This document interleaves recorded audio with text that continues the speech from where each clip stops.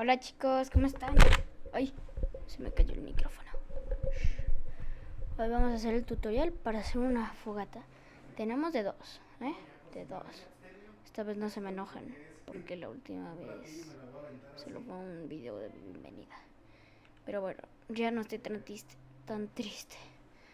¿Y qué hacemos? Pues sí, ya terminé mi casa y estoy muy enojado interiormente, no con ustedes. Porque terminé mi casa. Miren, ahí está la fogatita. Y chequen esto.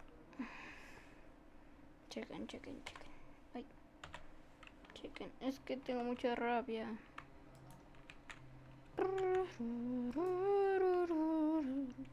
Hice mi fogatita. Pero pensé que estaba grabando y no es cierto. Primero, ay, güey.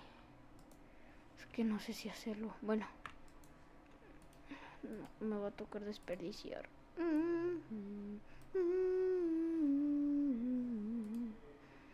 Ustedes saben que no soy un fan del desperdicio. Tan, tan, tan, tan, tan, tan, tan, tan. ¿Puedo pasar? Ajá, bonito pasar.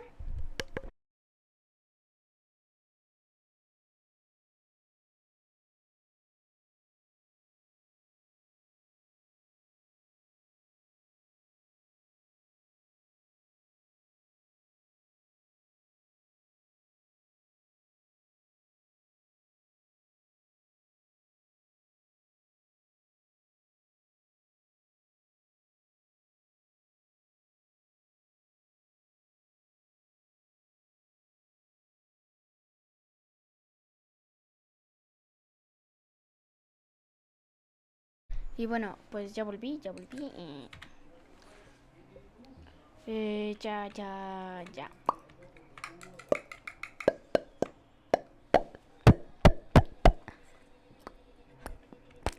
Ay, no sé hacerlo. Es mi hermanita. Di hola a los suscriptores. Ya, deja. Hola. Bueno, Hola. primero vamos a iniciar con dos. Bueno, lo vamos a hacer más como el de mi casa. Primero inicias con la fogata inicial, ¿no? Y pues dices, pues sí, qué bien, qué mal.